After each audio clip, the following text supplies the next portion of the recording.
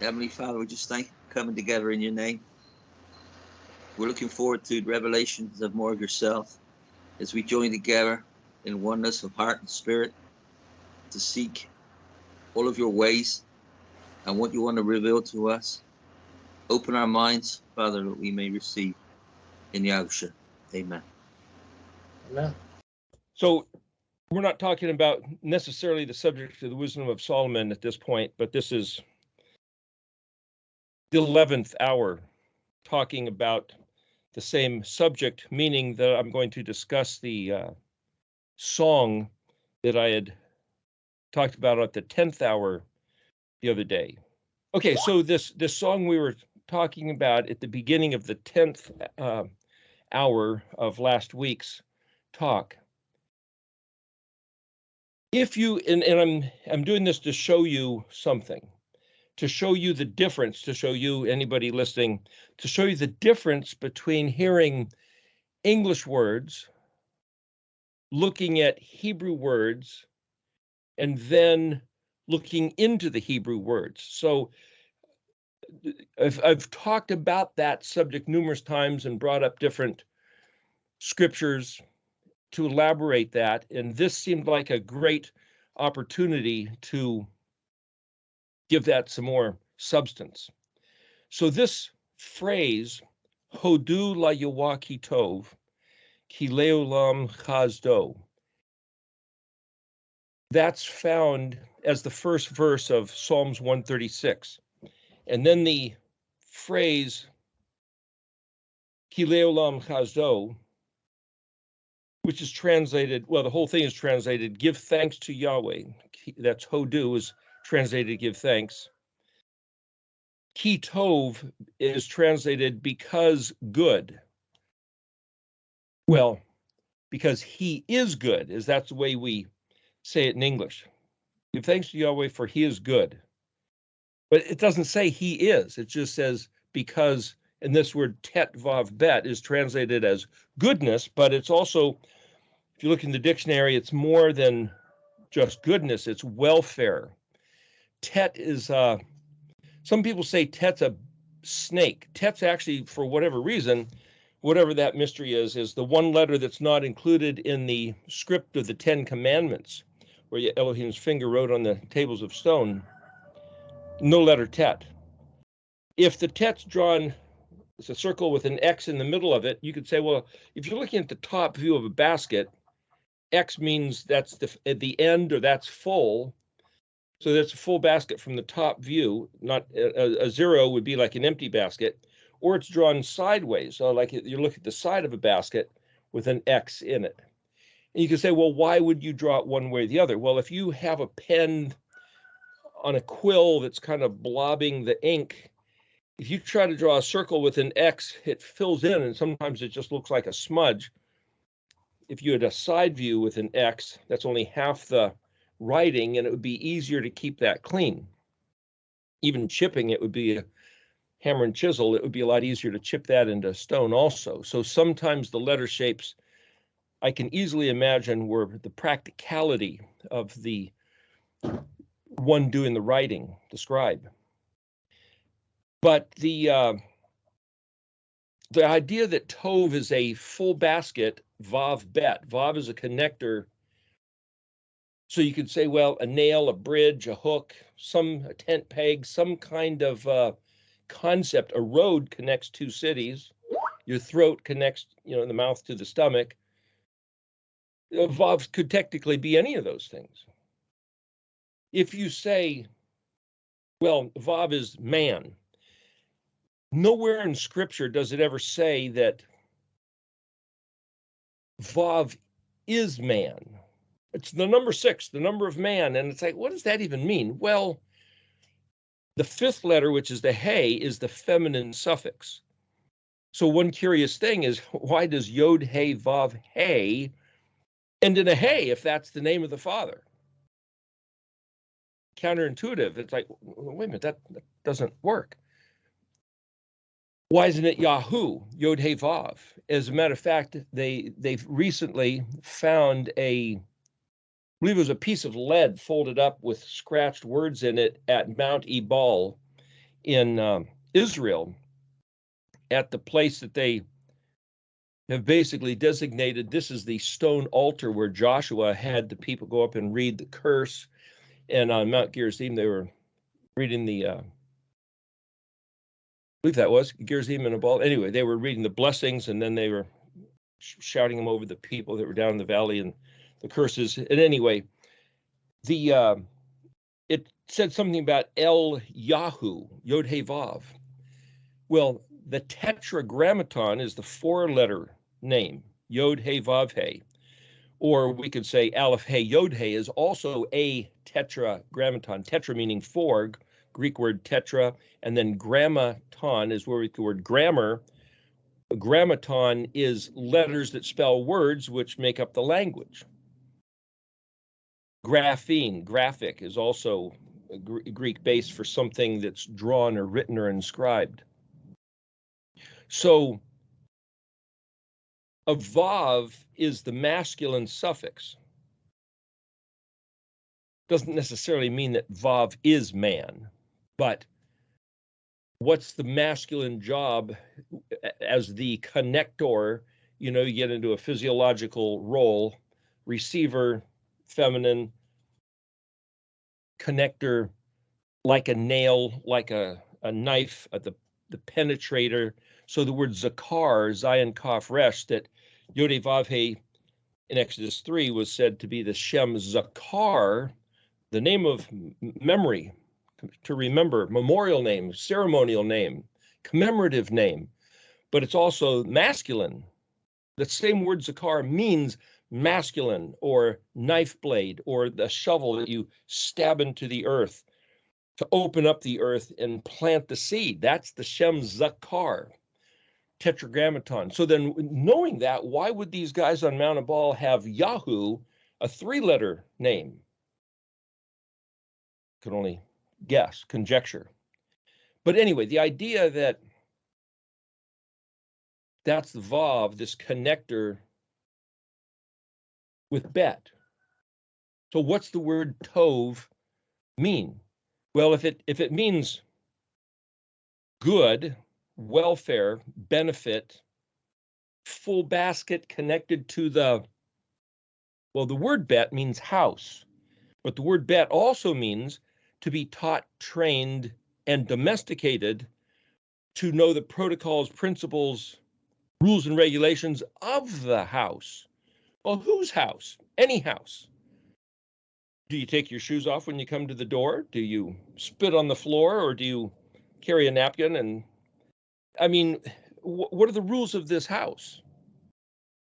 So by default, you could say, listen, if we're studying the Aleph Bet, an Aleph as a prefix letter to, let's just say, most words, not necessarily every word, like the word Aleph, what does that mean?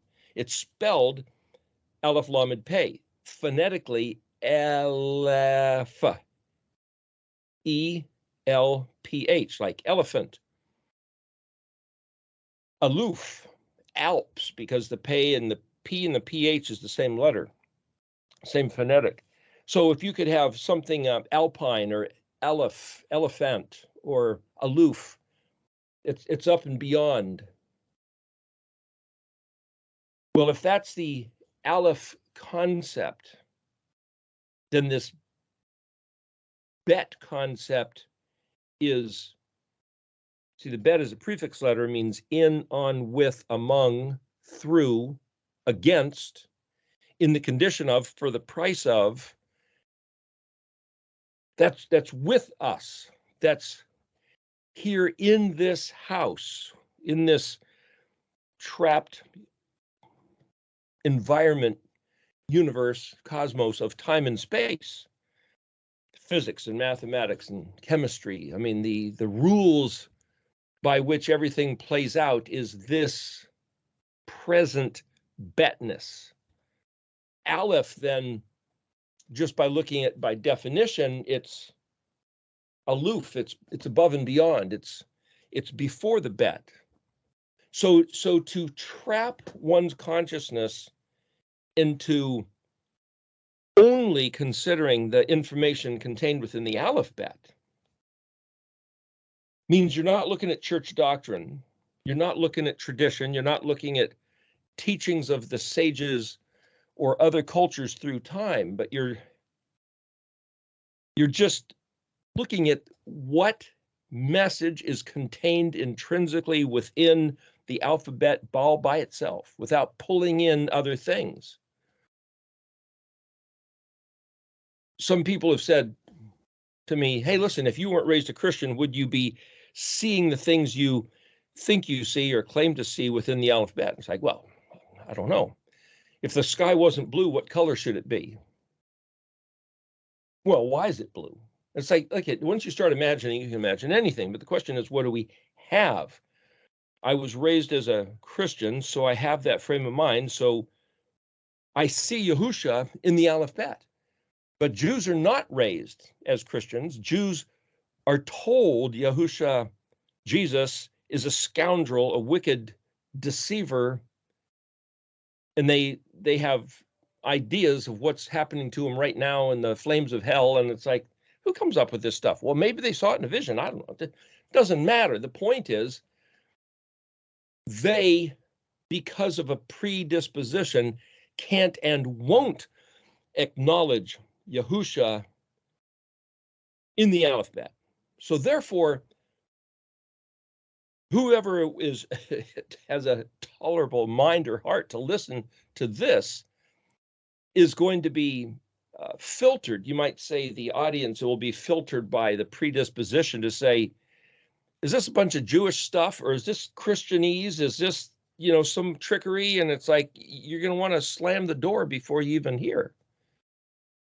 But I'm trying to say, if we step back from the labels, from the doctrines, from the registration of beliefs, this means that we believe this, which means we believe that, which means this points us to, and just say, what's in the alphabet? How do we do that? That's a challenge. It's a struggle. It's a pioneering effort. And if someone wants to take my word for it and say, well, what does this guy have to say? Or Jeff Benner or some other person, you can say, well, what do they say about that? We don't necessarily, we meaning whoever is studying this, don't necessarily agree, don't necessarily validate one another's understanding or perspective or point of view, because your own mind, your own experience, your own predisposition or fears, I'm afraid to even consider that, out of respect for him, work out your own salvation with fear and trembling. Well, what if you're more afraid of something than I am? Am I willing to risk my salvation by engaging in a certain thought? Don't do that. That's blasphemy. That's heresy. That'll get you trapdoor open and fast drop right into hell. Don't even wait till judgment day. You're doomed if you even think certain thoughts. And it's like, where is the freedom to engage in hypothetical realities of what if this is the way it works? Well, what if that's the way it works? What did he build? What did he give us? So science looks at the universe. Why is the sky blue? Why are the trees green? Why is the bugs do what they do? Different kind of bugs. Where's their, the whole Darwin thing on, forget the name of the island all of a sudden. Anyway, the point is, you go there and you realize you have a trapped environment, and then so the species develop within a certain habitat to fill it full. So the food chain works, basically. Galapagos Islands, I think it was. Anyway, the idea that we're in the bet realm, and so by definition, I can say Aleph is, let's just call it the heavenlies, the celestial realm.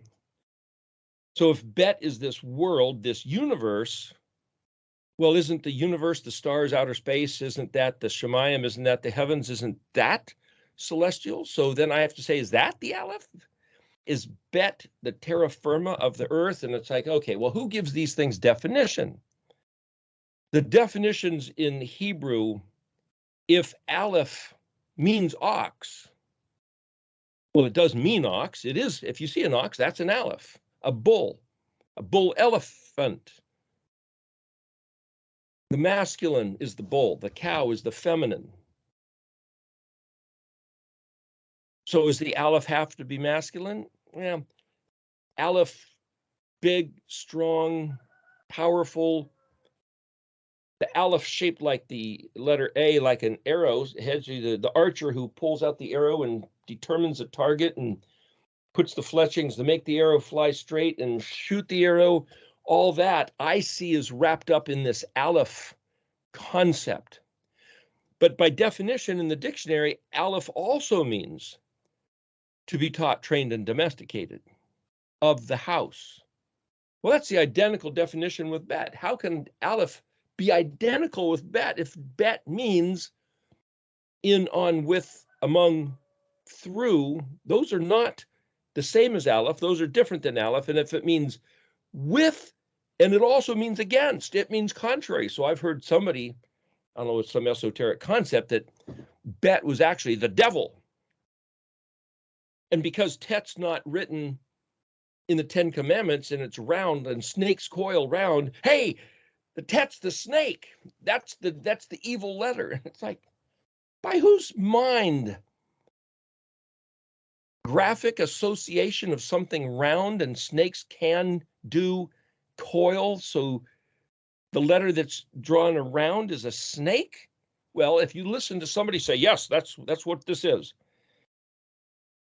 Other people, I think, if they said that the noon was a snake, as in the word nachash, and so that's this weaselly, slippery, untrusted, and it's like, man, you hear all kinds of stuff. I'm just saying, you hear all kinds of stuff. Various people who study, various different ideas, and you, each person, each one of us has to come to a determination for ourselves. Is any of this credible? Is any of it reasonable? Does any of it really have a point? What's the upshot? Why should anybody waste their time or spend their time or invest life energy into deciphering this stuff? What good is all this?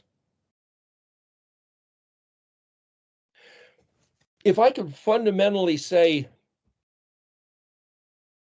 well, if we're going to look at truth, try to determine reality, and if we're going to contain or limit the package of considerations to the alphabet, just these 22 letters, who's to say they're even in the proper sequence order?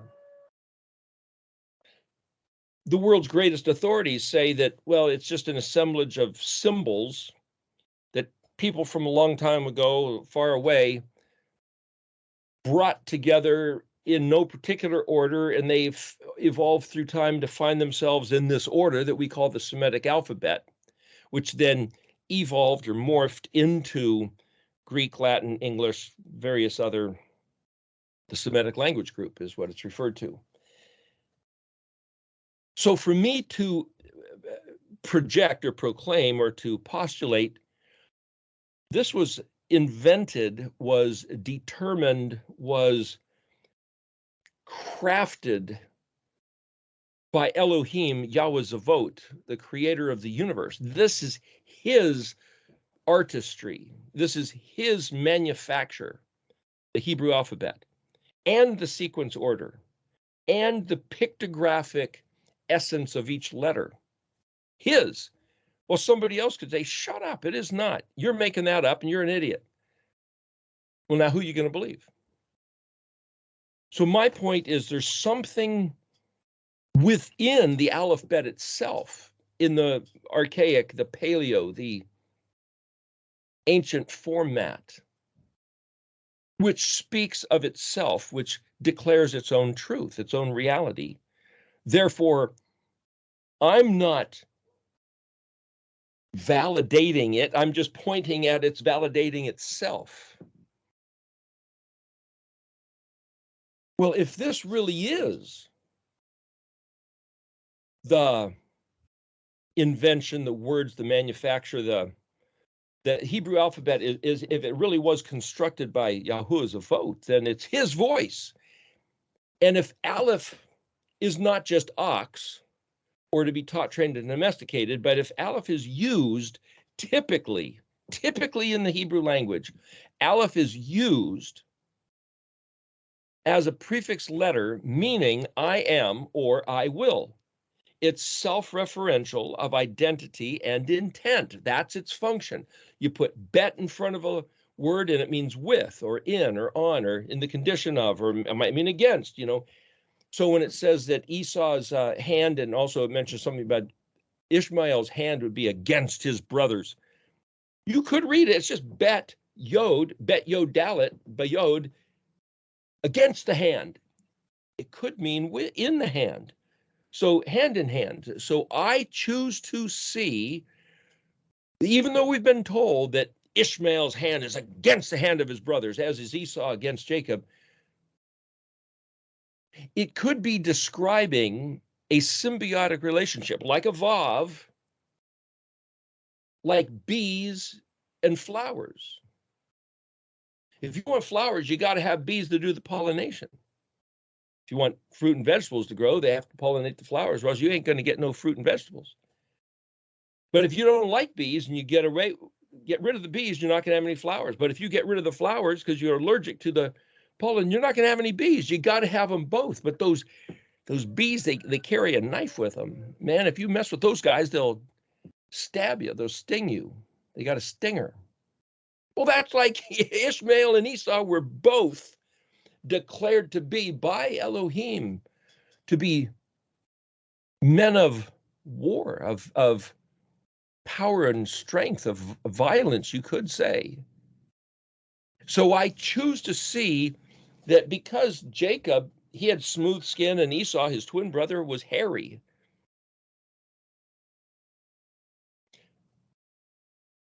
If Ishmael was this rabble rouser, Isaac means laughter. And it's like, they're not mutually exclusive, but Jacob was, remember, he cooked. And he was the man of the interior, the tent, in the tent. So he was what? Cooking and studying and doing art, while his brother Esau was the hunter and the warrior. Now, the sons of Jacob, according to the book of Jasher, boy, they were fierce warriors. So it's within the family genetics, certainly. But I'm just saying you have to look at certain picture types and say, if you put a fence around a garden, now that's a specific zone, and now that means I'm going to watch over this. It's guarded, and I'm going to put the fence to keep people and animals from running through it. But also it's designated, here is the extent of my focus of attention. Outside the fence, now I'm going to let it go wild.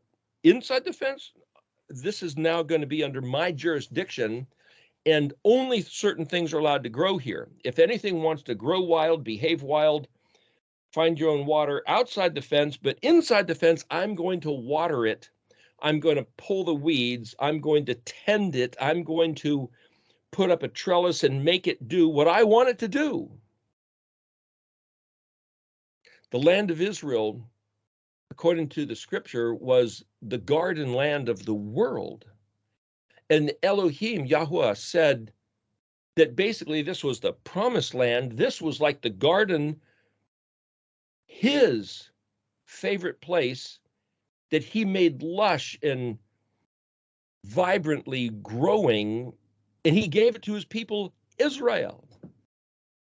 Now, when they betrayed him, he tore the place apart, called in the enemies. Rome brought in armies of soldiers, and they each carried a bucket of salt and poured salt on the land and made it so it wouldn't grow. And if the climate changes, if the poles were to shift and the whole ecosystem change, and Yahuwah were to send all kinds of water to wash that place out, it could one day in the future turn back into proverbially the Garden of Eden, which there's a scripture that says that is going to happen. And so I anticipate that happening.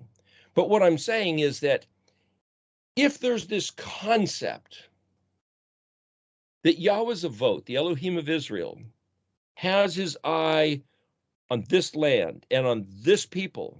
It's not that he hates everybody else, but if you're not this people, you're not this people.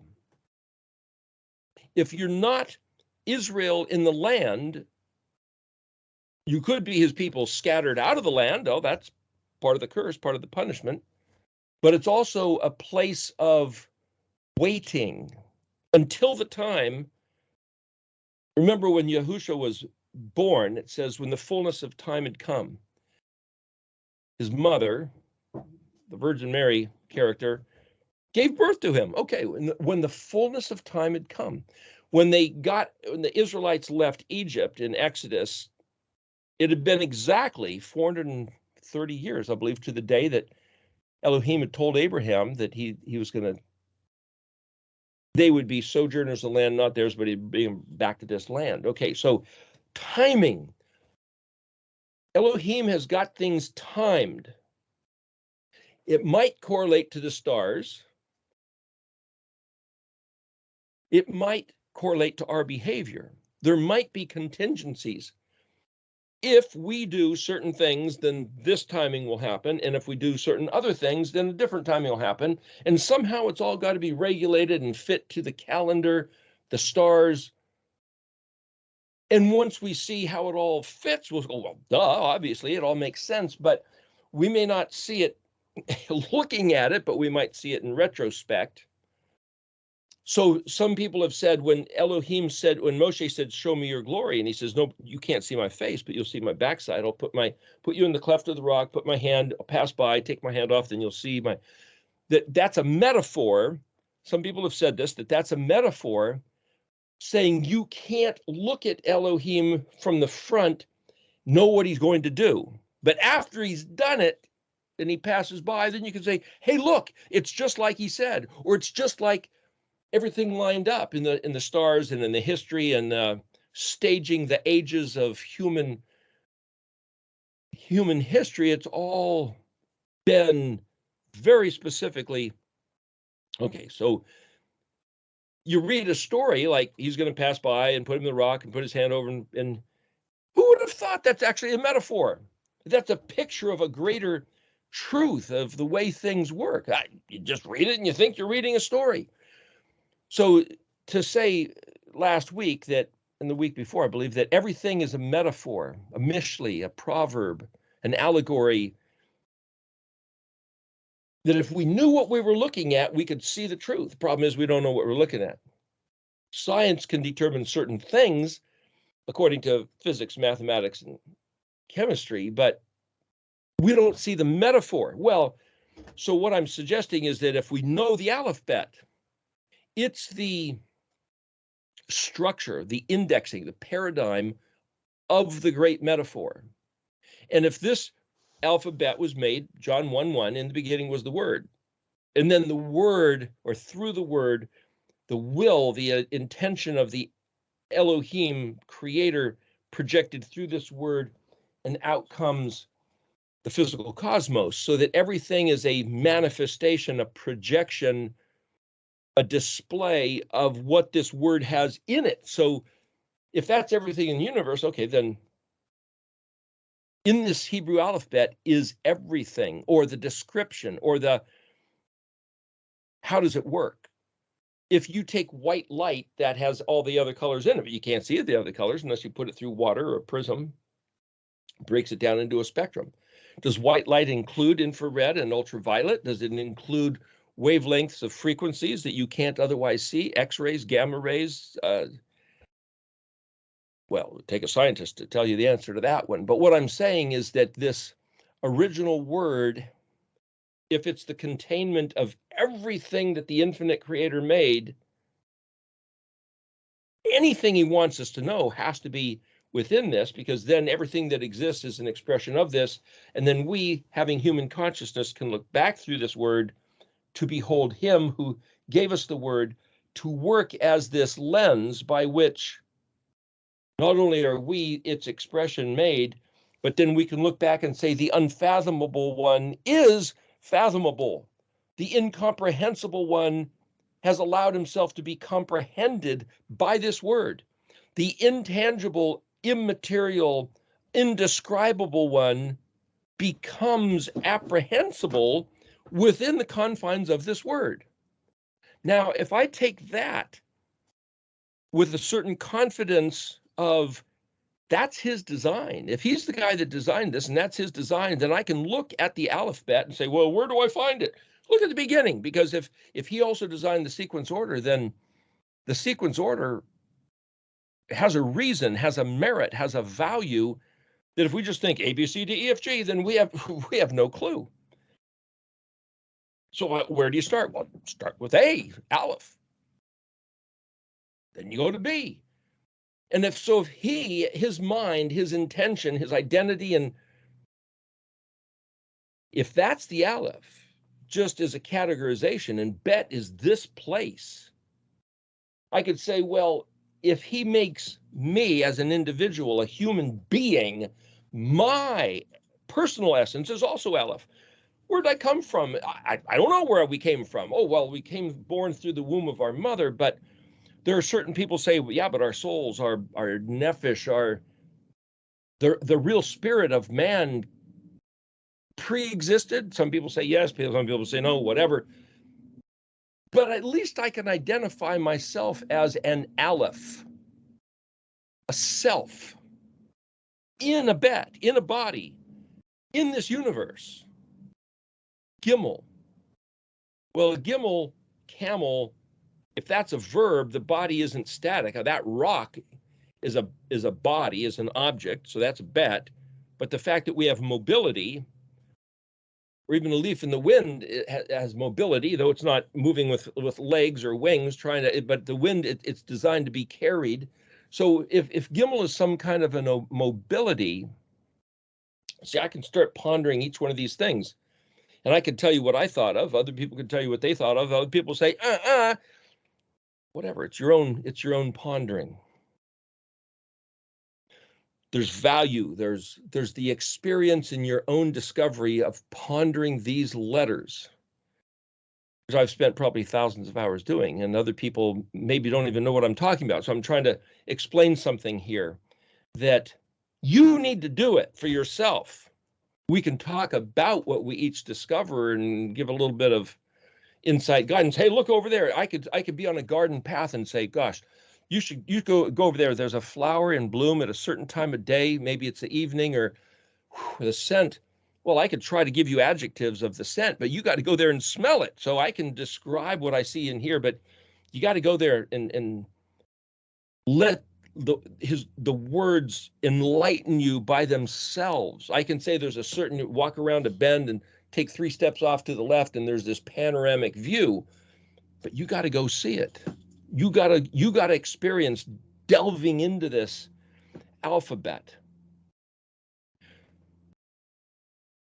Okay, so that's basically saying, who can say what Aleph is? Is it an ox? Is it Elohim? Is it myself? Is it just this plan of where to start? And then once the plan is implemented, it takes on a betness, it takes on a reality. You can have the intention of doing something, but then when you do it, the Aleph is betted, become betted. So if I'm going to say, well, who is Yahusha compared to Yahuwah? Boy, that's a big problem. That's a big question. It's him that designed the problem. It's like, listen, if you don't believe that Jesus Christ is God, you're going to burn in hell. That's the way some people think. Other people think if you claim he's God, you're going to burn in hell because you're an infidel, because God isn't a man. He's the God-man. That in and of itself is an oxymoron, meaning it denies itself. The two concepts of God and man are mutually exclusive. It's one or the other. And I heard that back in the 1st century, hundreds of thousands of Christians were at each other's throats, literally killing each other over this concept. And then finally, the ecumenical councils have resolved over the centuries to say this: we are going to give define exactly the character and nature of this Jesus Christ figure. Now we as Christians can all believe the same thing, that this is what he is, to give definition to the Trinity, the God-man status, nature of Jesus Christ. And so the Islamic believers and the Jewish believers say, thank you for identifying yourselves clearly once and for all. You're infidels. You're all going to burn in hell. No, we're not going to burn in hell. You guys are, for not believing what we believe. And it's like, why the feud? Yahweh himself designed the conflict, the conundrum. The conundrum is a mystery, an enigma, a riddle, a puzzle. Why would he do that? If he really wants us to be saved, acknowledge Yeshua for who he is, the Son of God, God in the flesh, so that we can all join him in heaven, why did he make it this confusing, this problematic? He designed it. He also designed human mind to be somewhat blind, somewhat ignorant, somewhat, we can't figure this out. Because if he doesn't enlighten us, we got nothing. Why would he do that if he really wants to save us all? If he really loves us, why did he design it as this great conundrum, puzzle, enigma, mystery? Unless he wants us to engage the mystery on purpose. So if we were to say, I was talking to a fellow last night, and it's like, dare you say to Elohim, okay, I want to be your person, your man. I'll do anything you want me to do. Just tell me what it is. Speak to me and inform me. I'll do anything you want. It's like, and I said, I noticed it, even though I'm inclined to say, yes, I will express that prayer, that sentiment, that desire of my heart. Just, I'll do anything you want. And it's like, yeah, but I'm afraid he's going to tell me to do something I really don't want to do. I don't really trust him, because my nature is to say, yeah, but what if he makes me go be some missionary in Africa? Or what if he makes me do something horrible? Or what if he cripples me in a terrible accident? He might do that.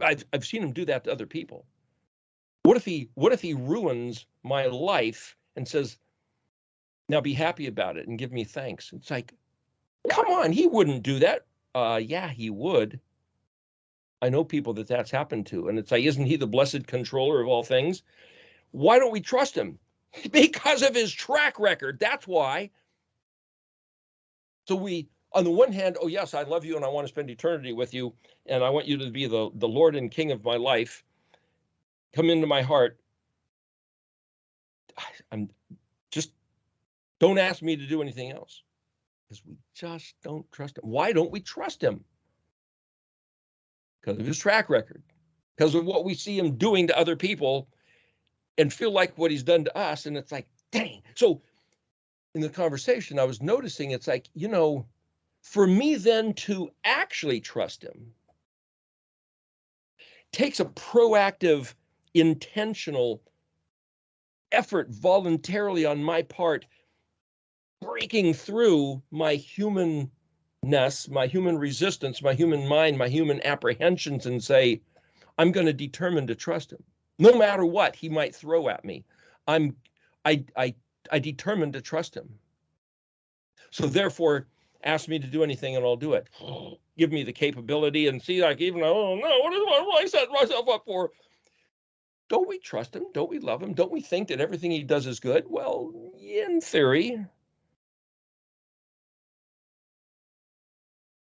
Well, then why don't we trust him? I keep going back to the same question and the same answer, because of his track record. It's like, okay, so for me to say Shlomo, Solomon, means why don't I trust him? Because I can see what he's done. Yeah, but why has he done what he's done? Well, there's a reason. There's a reason for everything, because according to the scripture, he is the El of Mishpat and Zadokah. He's the God of justice and righteousness Everything he does has precedent. He only does this because of that. So he has to let us determine for ourselves what's going to happen. So this idea of balanced scales, mishpat.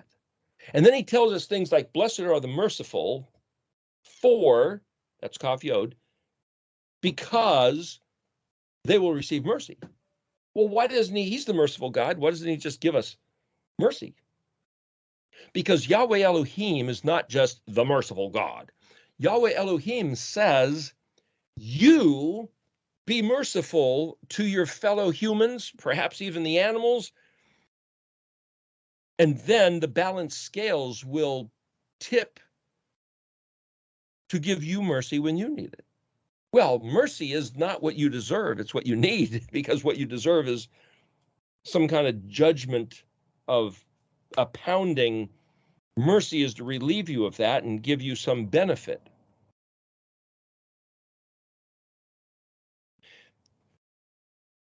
Blessed are the merciful, for they will receive mercy. Forgive us our debts as we forgive our debtors. If we don't forgive our debtors, we're not going to be forgiven, because that's not the way it works. So to understand the system of what did Yahuwah build, how does this place work? What are the mechanics of the universe? Why does it look like he can't be trusted? Why does it look like he's going to give us the curse instead of the blessing? Because the history of the family coming out of Exodus, he told them in Leviticus 26, if, Aleph Mem, if you don't walk in my ways, if you consider my ways, his Aleph, his Bet, taught, trained, and domesticated of the house, if you consider my Alephness and my Betness to be disturbing, disgusting, not for you, reprehensible, loathsome, objectionable, you rebel against it, or you go, whatever, it's some sort of stupid casual disregard, it's all coming back at you. Exactly what we project towards his stuff is coming back at us. So if I go, I fundamentally just don't trust him, then he fundamentally just can't trust me, because it's a reciprocal relationship. And it's like, well, I want to trust him. Well, then I have human agency to determine to trust him. And it's not just a natural flow, it's I have to go against my natural humanness and say, I'm going to, and I hereby do, and then I somehow have to project trust, because he must have designed it that trust isn't just this natural thing that exudes from us. Trust must be taken on. So is Shema. Here, you within the body, you, O man, make yourself hear. And then guard, shomer. You make yourself get up and do the shemaring. You can't shemar just laying in bed. So to realize, okay, the nature of this relationship, he's built us that I got to do certain things. That means if I mistakenly thought, based on things I believe I heard, and maybe they never even did teach this, but maybe I thought that I heard that just believe and you'll have eternal life. Just believe. Really? Yeah, just believe the story. Cool. Okay. Woof. Got eternal life. Thank you. Is that the way it works? Maybe it does. Maybe it doesn't. How would you know? How would you know? Well, what did he say? I can read it right there in plain English. That's what he said. Well, what did he say in his original language from way back when? Is that even pertinent? I'm told it's not pertinent. That doesn't matter what he said back then. We've got a new thing now. Well, according to the new thing now, the New Testament and the new belief, the new covenant, just believe. Believe you're forgiven and you're forgiven. Believe you're going to heaven and you're going to heaven. Believe you're his people and you're his people. Just believe. Why? Jesus died on the cross, rose again. Okay. Believe that story and it's done. Okay.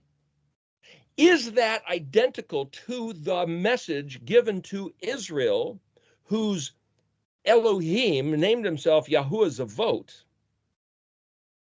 He told them they better Shema, Shomer, and Aseh, do what he said to do. And James in the New Testament says, and even in John, it's like, don't just sit there and say you believe. Show you believe by your actions. Shut up, James. What do you know? I believe. Well, if just believing, what if that's not true? What if just only simply believing isn't the whole package deal? Then that message is, if it's not the whole message, the whole deal, then it betrays the meaning of bet and aleph. If aleph and bet both mean be taught, trained, and domesticated of the house. Learn the rules of the kingdom of the Creator. You got to listen, you got to guard Shema and Shomer, and you got to be engaged in the action of doing. And if you're not,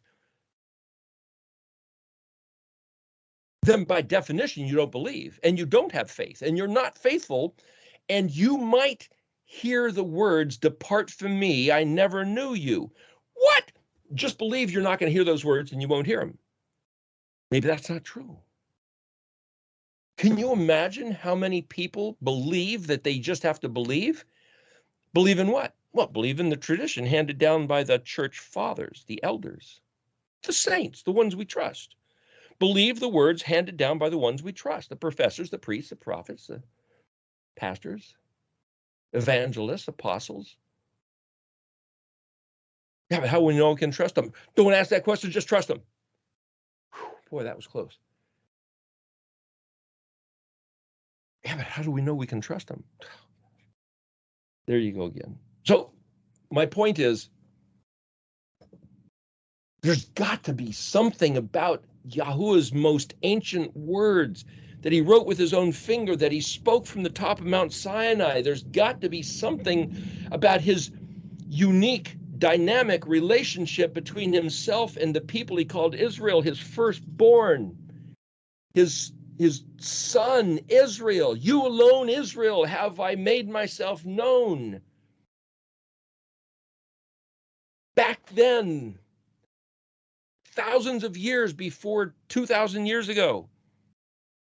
There's got to be something about that. And for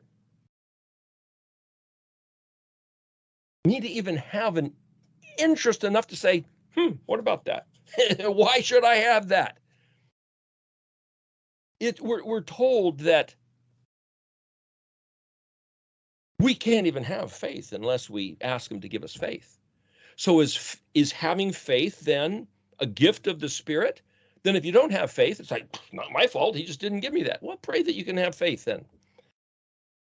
How many people even know that that's the rules of the game? Or is it the rules of the game? Maybe the rules of the game are every person gets to choose for themselves. Do you even care enough to know why you're here? Why does the world exist? Why are humans rattling around on the surface, rolling from here to there like a little ball in a maze? Why is this even happening? Well, use your imagination. Well, or listen to history, or listen to the people who make movies, or people who stand up in church and speak. Can you believe any of them? Well, think. Then I can wonder, did he build something into the universe such that if you didn't have access to preachers or teachers or movies and books, then you could figure out, if you were an ignorant, illiterate Neanderthal living in the middle of the jungle somewhere at some ancient or even present place in time, you could figure it out. Well, how would you figure that out? What would make me assume you can figure it out? Because I have to say, the fact that I'm aware that I exist, I'm having a thought, I just got stung by a bee or by a blackberry bush. I'm feeling pain, or I'm thirsty, I need to take a drink. I'm experiencing my alephniss consciousness within a betness body. And all I have to do is say, huh, boom, I'm suddenly aware of a being aware. That's aleph and bet. And it all runs from there. But what that means, I'm just trying to say, if I can validate this great significance of aleph and bet, and if I can say that, then that if I can put another layer and say aleph is the heavenly realm and bet is the material realm, Yeshua, when he came here, he's in the bet realm, in a bet body as a human. And if I believe he comes from Elohim, aleph is not bet. Bet is other. Bet is with, in, on, among, through, against, and aleph is oneness. And so we talked about this before. I'm not going to go through the whole line of reasoning, but if all there is aleph, aleph doesn't even know it's aleph because there's nothing to compare it to. You can't designate a specific, if all is just one, if all is echad, then there's no distinction. Bet is a distinction. So of otherness, so bet's number two, aleph is not just one, but one is so thin and singular, it's almost, you could say, well, don't even draw a symbol. That's aleph.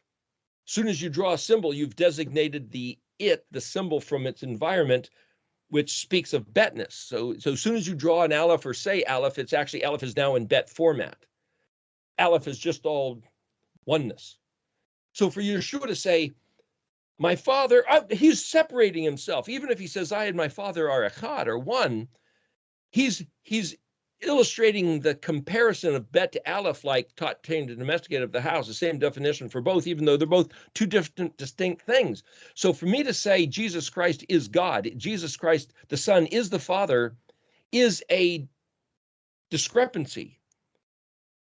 Okay, now we're going to argue about that. No, wait a minute. He's the guy that designed the discrepancy.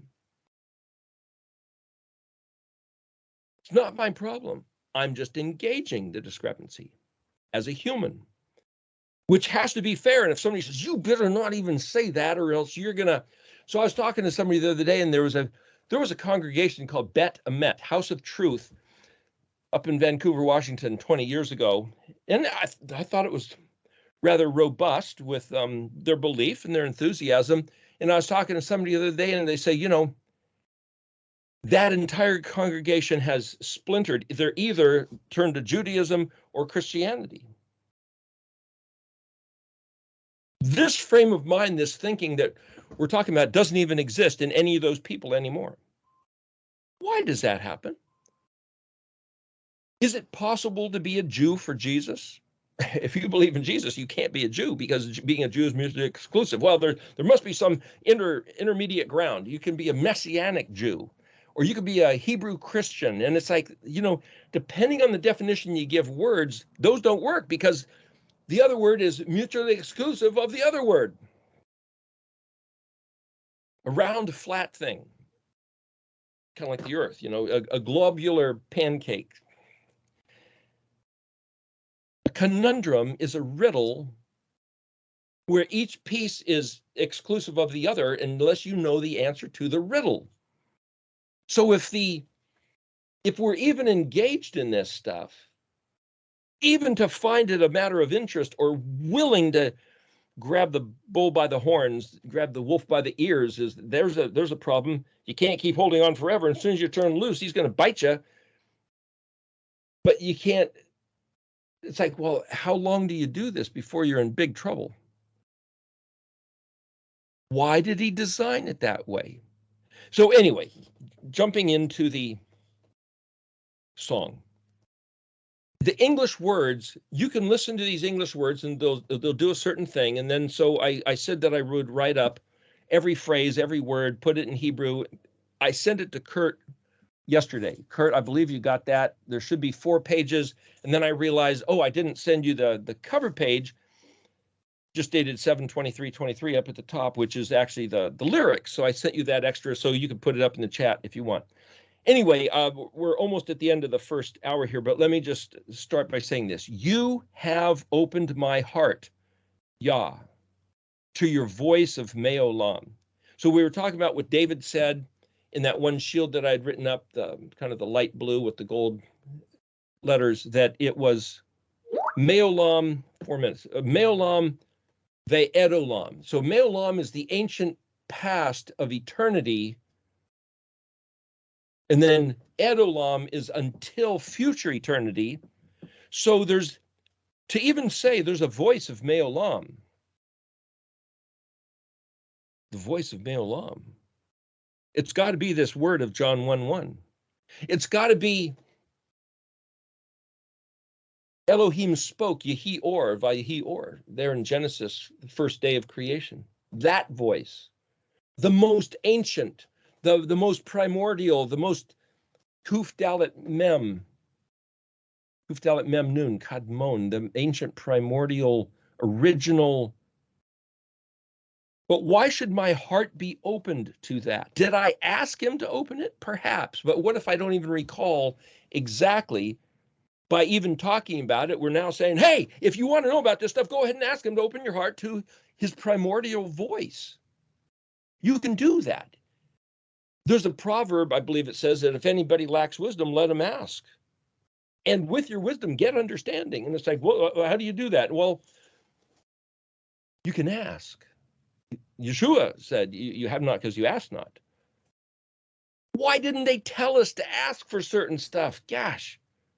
And then this phrase, when I was writing this originally, the first thing that popped into my mind is, you have opened my senses with Aleph through Tav. And it's like, you have opened my senses. Wait a minute, that's John Denver's, it's actually the song called Annie's Song, but the phrase is, you've opened my senses. And it's like, oh, come on, I can't rip off the phrase of John Denver. I'm not trying to rip off anybody's song. Nobody's writing anything and stealing his stuff, but senses, sense, S-N-S. Well, Nun Samik is like the banner, and Samik Nun is the bush. So Hasna, what if it is Shin Nun Samik? That means literally gird up your loins, because Nun Samik is to go somewhere, to get up and go, to flee, to run, to escape. One of the meanings of Nun Samik. So if you were to gird up your loins so that you can get going, that's Shin. Shin, similar to bet as a prefix letter, means that which is belongs to. So in other words, what are the conditions that you have to have in order to get up and go? You got to gird up your loins. You got to load the truck. You got to fuel up. And so Shin, Nun, Samik, Sanas, senses. You've filled up my senses. Well, Hasana, hey, S-N, Sana, that's the bush. What's the burning bush? Well, that's, we talked about that. The hey, Samik, Nun, hey is, look, there's an orthography and a Samik and a Nun, a meaning. Within every letter, there's this. So it's kind of like, well, okay, so I wrote here, you've ignited my Hasana. You'd have to know what we were talking about to say you've lit up this bush. You've inflamed my comprehension that the way things are built is that there's a structure and a purpose, a meaning, something that can be, that's alive within the organization. See, not everybody thinks that way, but once you realize with Aleph through Tav that that's exactly what's going on here, well, how do you know that? He has to open your heart to that. We'll look at that in Hebrew in this next hour, but I'm just trying to say that the next phrase, hidden for ages, completely forgotten, the time is upon us, it ought to exclaim. I endow that I am Tav. Time for a break.